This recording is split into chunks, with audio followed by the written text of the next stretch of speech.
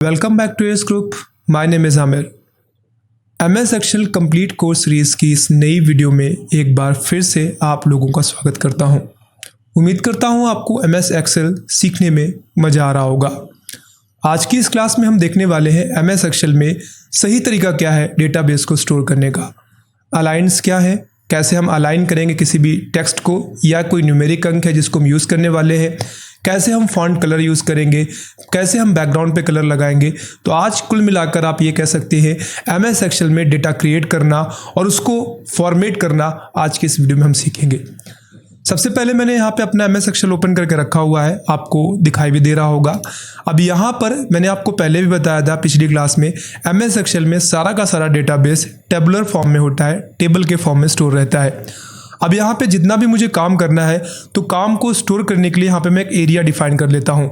तो पहले हम लेफ्ट क्लिक करते हुए माउस पे यहाँ से उस एरिया को सिलेक्ट करते हैं और यहाँ से उतने पोर्शन को मैं हाईलाइट कर लेता हूँ ताकि आपको वो अलग तरीके से दिखने लगे। अब मान लीजिए ये एरिया आपको दिखाई दे रहा होगा। अब यहाँ पे अगर आप कोई भी मैटर लिखते हैं, जैसे मान लीजिए यहाँ पे मैं ऊपर लिखता हूँ नेम, एंटर प्रेस करूंगा तो आपने देखा जब भी हम टेक्स्ट लिखते हैं तो वो टेक्स्ट का डेटा लेफ्ट साइड पे चिपका हुआ है। यहीं पे अगर मैं कोई अंक लिखूं कोई भी न्यूमेरिक फॉर्म में, जैसे एंटर प्रेस करूंगा, देखिए राइट साइड पे चिपक गया है। तो इसको हम बोलते हैं अलाइन। ये है आपका लेफ्ट अलाइनमेंट और ये है आपका राइट अलाइनमेंट।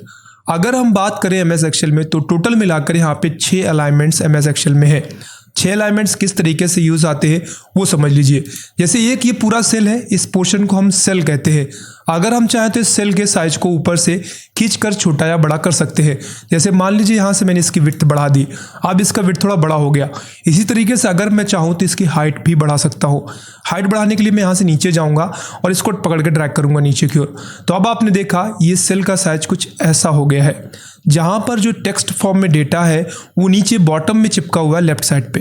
यानी इस समय अगर इसका कोई अलाइन पूछेगा तो हम कहेंगे इसका अलाइन लेफ्ट बॉटम है। अब मान लीजिए मुझे इसको बिल्कुल सेंटर पे लाना है। सबसे पहली चीज़ आपको यहाँ से लेफ्ट, सेंटर एंड राइट, आपको यहाँ से सेंटर पे लाना है। टॉप, मिड एंड बॉटम आपको यहाँ से मिड पे लाना है। तो ऊपर यहाँ पे देख लीजिए ये पोर्शन आपको दिखाई देता है, ये अलाइनमेंट्स के लिए ही है। अगर आप यहाँ से देखिए यहाँ पे बॉटम चिपका हुआ है, अगर आप बीच वाले पे क्लिक करेंगे तो मैटर बीचों बीच आ जाएगा। और यहाँ से अगर आपको स्लाइड करके इस तरफ लाना है बीच में, तो यहाँ से आप क्लिक कर देंगे तो मैटर आपका बीचों बीच आ गया है। तो MS एक्सेल में टोटल मिलाकर आपको यहाँ पे 6 अलाइनमेंट्स दिखते हैं, जिस पे अगर आप जैसे ही ऊपर क्लिक करेंगे ऊपर चला जाएगा, एंड देन बीचों बीच, एंड देन बॉटम पे। ऐसे ही अगर आपको लेफ्ट साइड पे चिपकाना है, सेंटर पे या राइट पे। MS एक्सेल में इस तरीके से आप किसी भी टेक्स्ट को या कोई न्यूमेरिक फॉर्म में चीज़ लिखी हुई है आप उसको अलाइन कर सकते हैं। तो यहाँ से मैं इसको सेंटर कर देता हूँ। अब जैसे ये मैटर लिखा हुआ है सेम टू सेम आप इसके साथ भी कर सकते हैं। न्यूमेरिक टेक्स्ट का, न्यूमेरिक मैटर का exactly by default align right होता है, जबकि वही अगर टेक्स्ट फॉर्म में कोई डेटा है तो उसका बाय डिफ़ॉल्ट अलाइन लेफ्ट होता है। बाकी आप अपने हिसाब से इसको कस्टमाइज़ कर सकते हैं। अब मान लीजिए यहाँ पे मैंने इनको कस्टमाइज़ कर दिया। अब अगली चीज़, जो भी मैटर हमने लिखा है ये matter by default black colour में लिखा हुआ है और इसके हम पीछे के बैकग्राउंड की बात करते हैं तो आपको इसका बैकग्राउंड वाइट कलर में दिख रहा होगा। अगर आप चाहें तो आप इसका बैकग्राउंड कलर चेंज कर सकते हैं और अगर आप चाहें तो ये जो मैटर लिखा हुआ है इसको कलर भी आप चेंज कर सकते हैं। बैकग्राउंड कलर को हम अपनी लैंग्वेज में कहते हैं या बैकग्राउंड कलर को हम फिल कलर कहते हैं, और अगर हमें मैटर का कलर चेंज करना है तो इसको हम फॉन्ट कलर कहते हैं। यहाँ पर आप देखिए दोनों ही ऑप्शंस आपको दिखाई दे रहे हैं। अगर आप यहाँ से कोई भी कलर चूज़ करेंगे जिस भी पोर्शन को आपने सेलेक्ट किया है, जैसे फिलहाल हमारा सिर्फ ये सेल सिलेक्टेड है, अगर मैं यहाँ पे क्लिक करता हूँ और क्लिक करने के बाद कोई भी कलर चूज़ करूँगा तो देखिए वो पीछे बैकग्राउंड पे आ गया है। लेकिन अगर यहीं पे ये सेल हमारा सिलेक्टेड है और यहाँ से जाकर अगर मैं कोई भी कलर सेलेक्ट करूँगा तो देखिए आपका मैटर कलर वही हो गया। अगर आप पूरी की पूरी रेंज में चीज़ अप्लाई करना चाहते हैं तो आप उस एरिया को सिलेक्ट कर लीजिए एंड देन आप यहाँ से बैकग्राउंड कलर कोई भी दे सकते हैं। सेम टू सेम अगर आपको मैटर कलर चेंज करना है तो आप यहाँ से मैटर कलर भी दे सकते हैं। तो इस तरीके से आप फिल कलर से बैकग्राउंड कलर और अगर चाहे तो फॉन्ट कलर से मैटर का कलर चेंज करते हैं। अगर आपको जो भी मैटर लिखा हुआ है इसका साइज छोटा या बड़ा करना है तो वो करने के लिए आपको यहाँ पे ऑप्शन दिए हुए हैं। यहाँ पे एक बड़ा ए का सिंबल है जिसको हम कहते हैं इंक्रीज फॉन्ट साइज, और यहाँ पे छोटा है जिसको हम कहते हैं डिक्रीज फॉन्ट साइज। अगर आप यहाँ से चाहें तो यहाँ से भी कर सकते हैं। बाय डिफ़ॉल्ट इसका साइज 11 रहता है, लेकिन अगर आप चाहें तो आप इसको छोटा कर सकते हैं 8 तक और सबसे बड़ा कर सकते हैं 72 तक। तो यहाँ पर अगर वही चीज़ आप यहाँ पे क्लिक करेंगे तो भी होगी, यहाँ पे क्लिक करेंगे तो छोटा होगा। बाय डिफ़ॉल्ट जो स्टाइल रहता है इसका वो है कैलिबरी। अगर आप चाहें तो आप इसको चेंज कर सकते हैं। सेम चीज़ है, अगर आप किसी एक सेल को सिलेक्ट करके करेंगे तो सिर्फ वो स्टाइल उसी सेल पे अप्लाई हो जाएगा। अगर आप पूरे के पूरे रेंज को सिलेक्ट करके वो चीज़ें करेंगे तो पूरे के पूरे रेंज में अप्लाई हो जाएगा। इसको थोड़ा और समझाने के लिए यहाँ से मैंने कुछ डेटाबेस क्रिएट किया है। अब मैं आपको इसमें वो चीज़ें अप्लाई करके दिखाता हूँ। मान लीजिए यहाँ पे ऊपर कुछ डेटाबेस लिखा हुआ है जो आपको दिख रहा होगा, जैसे नेम, सेल्स इन 2021, सेल्स इन 2022 और अभी टोटल सेल हमें निकालना है। पहले जितने भी वर्क एरिया पे हमें काम करना है हम उसको यहाँ से सेलेक्ट करेंगे माउस पर लेफ्ट क्लिक करते हुए, और यहाँ से हम बॉर्डर वगैरह अप्लाई कर सकते हैं। जैसे यहाँ से अगर मैं ऑल बॉर्डर करूँगा तो जितना भी पोर्शन हमने सेलेक्ट किया है इसमें सब में बॉर्डर लग जाएगा। लेकिन अगर यहाँ से क्लिक करते हुए मैं सिर्फ आउटसाइड बॉर्डर लगाऊंगा तो सिर्फ चारों तरफ बाहर बाहर आपको बॉर्डर दिखाई देगा, अंदर नहीं दिखाई देगा। जैसे मान लीजिए मैं इस पर क्लिक करता हूँ एंड देन बाहर क्लिक करके दिखाता हूँ, देखिए यहाँ पे बाहर बाहर बॉर्डर लग गया है। अगर आपको इस बॉर्डर को फिर से हटाना है तो सेलेक्ट करिए एंड देन यहाँ से आप क्लिक करते हुए आप नो बॉर्डर कर दीजिए, तो मैटर आपका पहले जैसा हो गया। ऐसे अगर फिर से सिलेक्ट करते हैं, सिलेक्ट करने के बाद आप यहाँ पे क्लिक करेंगे, ऑल बॉर्डर करेंगे, देखिए इतने पूरे में बॉर्डर लग गया है। तो इस तरीके से हम बॉर्डर्स का यूज़ करते हैं। बॉटम में केवल चाहे आप सिर्फ नीचे नीचे लगाना, टॉप में केवल चाहे आप ऊपर ऊपर लगाना, लेफ्ट पे चाहे राइट पे चाहे आप अपने मुताबिक यहाँ पे कर सकते हैं। तो सबसे पहले हमने उस एरिया को सिलेक्ट किया जहाँ पे हमें काम करना है। यहाँ से हम ट्रैक करते हुए इसको बड़ा कर सकते हैं। ये जस्ट मैंने आपको अभी दिखाया था। तो मान लीजिए मैं थोड़ा थोड़ा सा बड़ा कर लेता हूँ। अब इस ऊपर के हिस्से को मैं यहाँ से सिलेक्ट करता हूँ और इसका एक बैकग्राउंड कलर लगाते हैं हम। तो मैंने आपको पहले ही बताया बैकग्राउंड कलर को हम फिल कलर कहते हैं। तो यहाँ पर आपको बकेट का आइकन दिख रहा है, आप इस पर क्लिक करें और जो भी आप बैकग्राउंड कलर लगाना चाहें वो यहाँ से आप ऐड कर लें। ऐसे अगर जो मैटर लिखा हुआ है इसका अगर आपको कलर चेंज करना है तो यहाँ पर आप क्लिक करें और आप जो भी कलर चाहें आप वहाँ से चूज़ कर सकते हैं। इसके बाद जो भी मैटर है आपको इसका थोड़ा साइज बढ़ाना है, नॉर्मल मैटर से इसका थोड़ा साइज बड़ा रखना है। चूंकि ये हेडर पोर्शन पे है तो आप यहाँ से क्लिक करते हुए इसको बड़ा कर सकते हैं। बड़ा करने के साथ साथ थोड़ा सा और बड़ा कर देते हैं हम यहाँ से इसको। अब अगर आप ये भी चाहते हैं कि थोड़ा मोटा हो जाए, थोड़ा बोल्ड हो जाए, तो आप इतने पोर्शन को सिलेक्ट करें एंड यहाँ से बोल्ड से मैटर हल्का सा बोल्ड हो जाएगा। देखिए दो बोल्ड हो गया है। इटैलिक से हल्का सा तिरछा हो जाएगा तो इटैलिक कर सकते हैं। अब दोबारा से उसी पे क्लिक कर देंगे तो फिर से पुराने फॉर्म में आ जाएगा। और अगर आप अंडरलाइन यानी यू पे क्लिक करते हैं तो उस मैटर पे अंडरलाइन लग जाएगा। देखिए अंडरलाइन आपको दिखाई दे रहा होगा। अगर आपको दोबारा से हटाना है तो आप फिर से क्लिक करें और आप उसको रिवर्स वहीं पे क्लिक कर दें। इसके लिए शॉर्टकट की हम Ctrl+B, Ctrl+I, Ctrl+U का भी यूज़ कर सकते हैं। अब यहाँ पे मान लीजिए हमने कोई मैटर लिख दिया है। अब जो नीचे का मैटर लिखा हुआ है अगर आपको इसको डेकोरेट करना है तो इसको भी आप कर सकते हैं। नॉर्मली इसको हम सिंपल फॉर्मेटिंग कहते हैं। कंडीशनल फॉर्मेटिंग आगे दी हुई है, इसको हम फिर कवर करेंगे। फिजिकली आज का ये सिंपल पहला वीडियो है, पहली क्लास है जिसमें हम डेटाबेस क्रिएट कर रहे हैं। तो पहले हम डेटाबेस क्रिएट करने का तरीका सीख लेते हैं।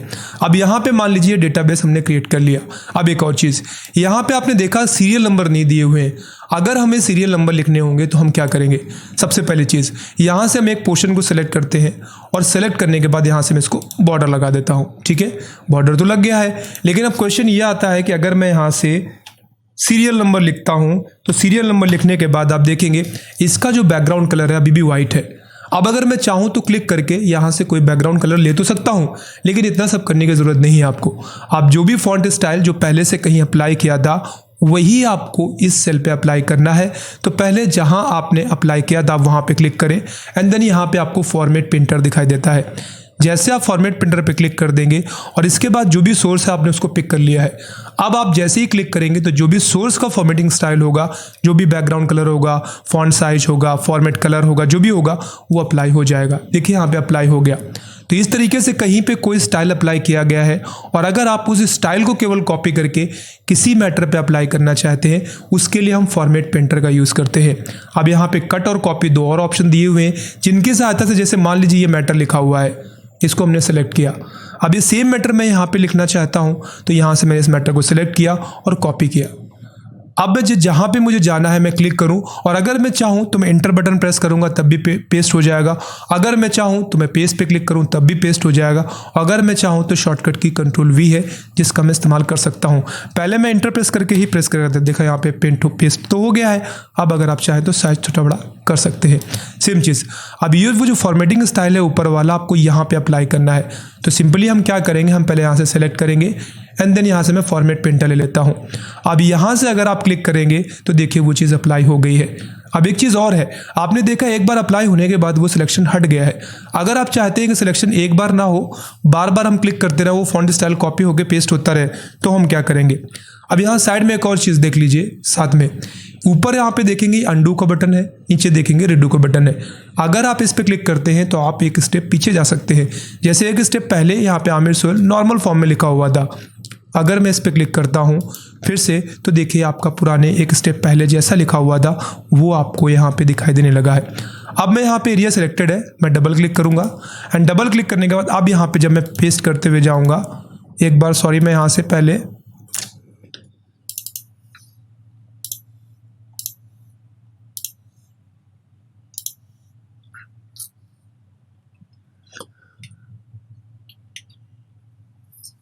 यहाँ से मैं फॉर्मेट पेंटर पे क्लिक करूँगा, शिट, यहाँ से मैं डबल क्लिक करूँगा फॉर्मेट पेंटर पे एंड देन क्लिक करूँगा एंड देन मैं क्लिक क्लिक क्लिक। आप कितने भी क्लिक करते जाइए, अगर आप डबल क्लिक करके फॉर्मेट पेंटर को सिलेक्ट करेंगे तो फिर आप कितने भी बार क्लिक करेंगे और वो फॉर्मेट पेंटर आपका अप्लाई होता रहेगा। नॉर्मली अब यहाँ पे क्या देखा आपने कि हमने मैटर कॉपी करके पेस्ट किया था और अब उस मैटर को हमने फॉर्मेट भी कर दिया है। अगर आप चाहें तो आप इस फॉर्मेटिंग को हटा सकते हैं। सिंपली उसके लिए मैं पहले इस मैटर को सेलेक्ट करूंगा। सेलेक्ट करने के बाद यहाँ पर आप जाएंगे, देखेंगे क्लियर दिखाई देता है। क्लियर पे जाऊंगा, सिर्फ मैं फॉर्मेट्स को हटाना चाहता हूँ तो सिर्फ फॉर्मेट को कर दूँ, क्लियर ऑल करूँगा तो मैटर भी चला जाएगा। अब देखिए नॉर्मली आ गया। यही चीज़ अगर मैं सेलेक्ट करता हूँ और यहाँ से अगर मैं कॉपी की जगह पे कट करूँगा तो कट करने से क्या होगा, यहाँ का हमारा मैटर चला जाएगा। कट करता हूँ और आपने देखा अब जहाँ पे भी जाके मैं एंटर प्रेस करूँगा तो यहाँ से मैटर हट के वहाँ पे चला गया है। तो कॉपी और कट में फ़र्क कितना है, कॉपी करने पर सोर्स फाइल बनी रहती है, लेकिन अगर आप मैटर को कट करेंगे तो सोर्स फाइल पुरानी जगह से हट के नई जगह पे आ जाएगी। कुल मिला के आप ये कह सकते हैं कि अगर आप कट करते हैं तो कट एक्चुअली मूव की तरीके काम करता है। कोई मैटर कहीं पे लिखा हुआ है, आप उसको मूव करना चाहते हैं तो आप उसका कट कर सकते हैं, आप कट की सहायता से ये कर सकते हैं। मान लीजिए मुझे फिर पहले जैसा करना है तो मैं यहाँ से एक स्टेप पीछे जाऊँगा और मैटर हमारा आ गया। अब यहाँ पे मुझे सीरियल नंबर लिखना है। तो MS एक्सेल में एक अच्छी चीज़ ये है कि अगर मैं 1 प्रेस करके 2 करता हूँ और इसके बाद आपको नीचे 3 नहीं लिखना है। MS एक्सेल मैथमेटिक्स के लिए बहुत यूज़ किया जाता है और आपको बस कुछ हिंट्स देने होते हैं, बाकी MS एक्सेल खुद करता है। जैसे अगर मैं इन दोनों को सिलेक्ट करता हूँ तो MS एक्सेल ने ये देखा है कि दोनों को सिलेक्ट करने के बाद 1 के बाद 2 आया है, यानी एक जोड़ा गया है तो अगला आया है। अब अगर यहाँ से ध्यान रखिए, अगर आप यहाँ से पकड़ के ड्रैग करेंगे कुछ नहीं होगा, देख रहे हैं आप यहाँ से, लेकिन यहाँ आप देखेंगे प्लस आइकन बन जाता है, जैसे यहाँ पॉइंटर पे ले जाता हूँ मैं। अब अगर मैं पकड़ के ड्रैग करूँगा तो आप देखेंगे यहाँ पे ऑटोमेटिक नंबर्स फिलअप हो गए हैं, 1 के बाद 2, 2 के बाद 3, 3 के बाद 4, 4 के बाद 5। अगर आप इसको और भी ड्रैग करते जाएंगे तो ये बढ़ता चला जाएगा, क्योंकि MS एक्सेल में अगर आप थोड़ा सा भी इंस्ट्रक्शन देते, जैसे एग्जाम्पल के तौर पर यहाँ पर मैं 5 एंड देन मैं 10 लिखता हूँ। अब अगर हम इन दोनों को सिलेक्ट करते हैं और सेलेक्ट करने के बाद अगर मैं इस पॉइंटर से पकड़ के ड्रैग करूंगा तो पॉइंटर से पकड़ के ड्रैग करने के बाद क्या होगा, ये समझ जा रहा है कि 5 में 5 जोड़ा हो गया होगा तो 10 आया है। तो अगर आप जैसे ही ड्रैग करेंगे तो ऑटोमेटिक जो भी वैल्यू यहाँ पे लिखी हुई होगी उसमें 5 ऐड करता जाएगा। तो यहाँ से जैसे मैं ड्रैग करूँगा, देखिए 15 आ गया, फिर से ड्रैग करूँगा तो 20 आ जाएगा, फिर से ड्रैग करूँगा। और ध्यान रखिए सिर्फ ये जोड़ता नहीं है, घटाता भी है। अगर आपने यहाँ पे मान लीजिए 20 लिखा और अगले में आपने 15 लिखा, अब आपने दोनों को सिलेक्ट किया तो ये समझ गया कि पहले 20 है अगले में 15 है, इसका मतलब 5 घटाया है। तो अब जो अगली वैल्यू आएगी उसमें ये भी 5 घटा देगा और इस तरीके से आपके सामने वैल्यूज आने लगेंगी। अब और ड्रैग करेंगे तो ये माइनस फॉर्म में चला जाएगा। तो इस तरीके से MS एक्सेल में अगर आपको डेटाबेस क्रिएट करना है न्यूमेरिक फॉर्म में तो आसानी से आप कर सकते हैं। एक और भी चीज़ है, कुछ मैटर ऑटोमेट फॉर्म में रहता है। जैसे मान लीजिए मुझे यहाँ से संडे लिखना है तो मैंने संडे लिख दिया, अब मैं एंटर प्रेस करूंगा और अब अगर मैं यहाँ से ड्रैग करूंगा पकड़ के तो अब एक चीज़ देखेंगे ऑटोमेटिक लेता है, यहाँ पे दिखाई दे रहा होगा। ये कस्टम लिस्ट है, आप खुद की कस्टम लिस्ट क्रिएट कर सकते हैं। बाकी यहाँ पे कस्टम लिस्ट के तौर पर संडे, मंडे, ट्यूसडे, वेडनेसडे, जनवरी, फरवरी, मार्च, अप्रैल, इस तरीके की लिस्ट वहाँ पे बनी रहती है। आगे आने वाली क्लासेस में हम ये भी देखेंगे इस तरीके की अगर हमें अपनी कस्टम लिस्ट क्रिएट करनी है कि अगर मैं यहाँ पे आमिर लिख कर पकड़ के ड्रैग करूँ और बाकी के नाम ऑटोमेटिक हो जाए, जो मैं नाम चाहता हूँ एग्जैक्टली, वो कैसे करेंगे, तो वो आने वाली क्लासेस में हम जरूर देखेंगे। फिलहाल आपने देखा कि इस तरीके का अगर आपको डेटाबेस क्रिएट करना है तो कैसे क्रिएट करेंगे। अभी फिलहाल मैं क्लियर ऑल करता हूँ और यहाँ से इसको भी मैं नीचे वाले पोर्शन को भी यहाँ से हटा देता हूँ। ठीक है, अब हमारा डेटाबेस बन गया। अब यहाँ पे क्या करा है कि आमिर नाम के इस बंदे ने 2021 में जो सेल किया है वो यहाँ पे दिखाई दे रहा है, 2022 में जो सेल किया है वो यहाँ पे दिखाई दे रहा है। अब यहाँ पे क्वेश्चन है टोटल सेल हमें निकालना होगा, तो कैसे निकालेंगे? MS एक्सेल में मैथमेटिकल ऑपरेशन करने के लिए आपके पास फॉर्मूले भी है और आपके पास फंक्शन भी है। आप चाहे तो फॉर्मूले का यूज़ करें और अगर आप चाहें तो आप फंक्शन का यूज़ करें। अब मान लीजिए मुझे जोड़ना है। पिछली क्लास मैंने आपको पहले ही बताया था कि अगर आप यहाँ से 65 2 6 2 5 प्लस 5 4 5 4 6 4 करके इंटरप्रेस करेंगे तो कुछ नहीं बदलेगा। देख लीजिए यहाँ पर सेम टू सेम लिखा हुआ है मैटर, कुछ नहीं बदला। आपको अगर लग रहा था कि ये जुड़ जाएगा तो ऐसा कुछ नहीं है। उसके लिए आपको करना क्या है, पहले आप मैटर पे जाइए स्टार्टिंग में और आपको इज इक्वल टू का सिंबल लगाना है। जब आप इज इक्वल टू का सिंबल लगाते हैं तो कोई भी जो आपने चीज़ लिखी है वो एक फार्मूले का रूप ले लेती है। अब अगर आप इंटर प्रेस करेंगे तो देखिए यहाँ पे योग बता रहा है, लेकिन फिर वही दिक्कत है कि अगर आप इन वैल्यूज़ को बदलेंगे तो इसका मान नहीं बदलेगा। MS एक्सेल में यही काम करने के लिए हम करते कि हम इज इक्वल टू का सिंबल लगाते हैं और फिर अगर हम चाहें फंक्शंस भी होते हैं, हम सम फंक्शन का यूज़ कर सकते हैं, लेकिन फिलहाल जो बेसिक मैथ्स आपने कॉपी वगैरह में लगाई है आप उसका यूज़ कर सकते हैं। जैसे आप यहाँ पे क्लिक करें तो देखिए लिख गया F9, चूँकि इस एरिया को हम F9 कहते हैं। पिछली क्लास में आपको एड्रेसेस के बारे में मैंने डिटेल में बताया था, सेल नेम क्या होते हैं, किस तरीके से काम करते हैं। तो यहाँ पे मैंने F9 प्लस यहाँ से हमने G9 को आपस में जोड़ दिया। अब अगर आप इंटर प्रेस करेंगे तो यहाँ पे आपको देखने में तो एक न्यूमेरिक अंक दिख रहा है, लेकिन एक्चुअल में यहाँ पे क्या लिखा है वो ऊपर दिखेगा। आपको लिखा हुआ है F9 plus G9।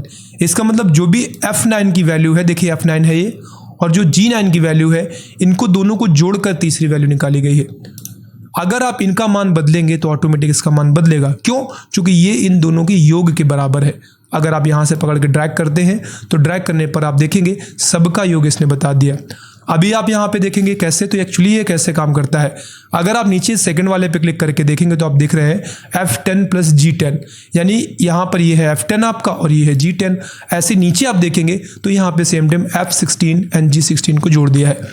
MS Excel में आप जो भी फॉर्मूला पहले लगाते हैं, अगर आप उसको ड्रैग करते हैं तो नीचे की चीज़ों पे वो formula as it is apply हो जाता है। तो इस तरीके से आप क्रिएट करेंगे। अब एक और चीज़, अगर कोई भी आप टेक्स्ट फॉर्म में कोई डेटा लिखते हैं, जैसे एग्जांपल के तौर पर मुझे यहाँ पे लिखना है AS group of institutions, enter press करूँगा। अब आप देखेंगे तो अगर ये सेल हमारा इतना बड़ा है और यहाँ पे डेटा हमारे सेल से बाहर चला गया है, अगर आप चाहें तो आप इसको ऐसे लिखा रह देने, बगल में वो दिखाई ज़रूर दे रहा है लेकिन एक्चुअल वो डेटा आपका इसी सेल पे रहेगा। यानी डेटा कहाँ है आपका, तो डेटा आपका L7 पे है। अगर आप चाहें तो यहाँ से ड्रैग करके उसको बड़ा करें तो आपको L7 के अंदर ही दिखाई देगा। अगर आप इसको छोटा रखेंगे इसका मतलब ये नहीं है कि आपको वो मैटर M7 पे चला गया होगा, नहीं। अगर आप M7 पे क्लिक करेंगे तो आप यहाँ पे देखेंगे कुछ भी नहीं, खाली ही पड़ा हुआ है। अब जो भी आपने काम किया है आपको इसको सेव करना है, क्योंकि कल दोबारा आप जब वापस इसको ओपन करेंगे एक्सेल को, आपको ये फाइल एज इट इज़ चाहिए। तो उसके लिए क्या करेंगे आप, सिंपली आप देखेंगे ऊपर आपको यहाँ पे सेव आइकन दिखाई देता है, Ctrl+S शॉर्टकट भी है, और अगर आप चाहें तो फाइल पे जाकर भी आप यहाँ से सेव पे क्लिक करते हुए इस मैटर को सेव कर सकते हैं। सेम चीज़ होगी अगर आप इसमें से कीबोर्ड से Ctrl+S प्रेस करेंगे या फिर आप इस पर क्लिक करेंगे। अब आपसे पूछ रहा है जो भी आपने डेटा बनाया है आप इसको कहाँ सेव करेंगे। एग्जाम्पल के तौर पर अगर मैं आपको बताऊं, जो ये आपका ऊपर का ये पोर्शन है इसको हम डेस्कटॉप कहते हैं।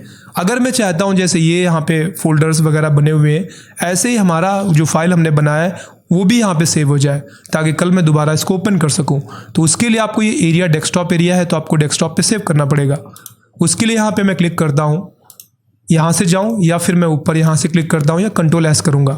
अब यहाँ देखिए आपको यहाँ पे आपको क्लिक करना है।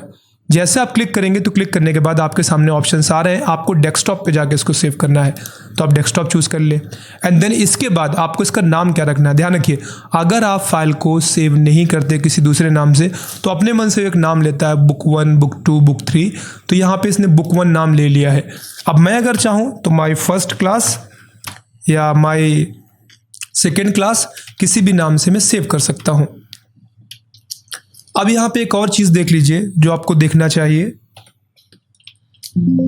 अगर आप किसी भी फाइल को सेव करेंगे भले ही मैंने नाम डाला है माई फर्स्ट क्लास, लेकिन वो फाइल .xlsx के नाम से सेव होगी, क्योंकि MS एक्सेल का एक्सटेंशन है .xlsx। अगर आपके पास MS ऑफिस 2007 के बाद का कोई वर्जन है तो जैसे ही मैं अब इसको सेव करूंगा डेस्कटॉप पे, देखिए मैंने लोकेशन दे दिया है। अब मैं सेव करूंगा और यहाँ से अगर मैं इसको क्लोज करता हूँ तो आप डेस्कटॉप पे देखेंगे जो भी फाइल हमने बनाई है वो डेस्कटॉप पे हमारे आ गई है। ये रही वो फाइल। अगर मैं चाहूँ तो इस फाइल को यहाँ पे डबल क्लिक करके मैं ओपन कर सकता हूँ, और यही अगर मैं चाहूँ तो यहाँ से मैं इसको बंद करूँगा, MS एक्सेल अपना ओपन करूँगा। MS एक्सेल ओपन करने के बाद भी हम ये काम कर सकते हैं। तो सिंपली इसके लिए मैं फाइल पे जाऊँगा और ओपन पे जाते हुए यहाँ से जो भी हाल ही में फाइलें आपने बनाई होंगी वो आपको दिखेंगी। तो यहाँ से माई फर्स्ट क्लास ये भी हमने बनाई थी, इसको मैं क्लिक करके ओपन कर सकता हूँ। तो उम्मीद करता हूँ MS एक्सेल में डेटा एक्चुअली किस तरीके से राइट किया जाता है, स्टोर किया जाता है, डेकोरेट किया जाता है, बेसिक चीज़ें आज हमने सीखी है, आपको पता चल गया होगा। वीडियो अगर पसंद आई है, आज की ये क्लास पसंद आई है, तो प्लीज़ वीडियो को लाइक कर दीजिए, चैनल को सब्सक्राइब कर दीजिएगा, साथ ही साथ बेल आइकन पे हिट कर दीजिएगा। MS एक्सेल की अगली क्लास में हम अगले टॉपिक पे बात करेंगे, और जैसे कि मैंने आपसे प्रॉमिस किया है, बिल्कुल बिगिनर लेवल से लेकर आपको एडवांस एक्सेल तक के सारे ट्यूटोरियल्स इस चैनल पे मिलने वाले हैं। बट आज की क्लास फिलहाल यहीं पे रुकेगी। बहुत जल्द फिर से मिलेंगे एक नई क्लास में। तब तक अपना ख्याल रखिए। Bye bye and take care.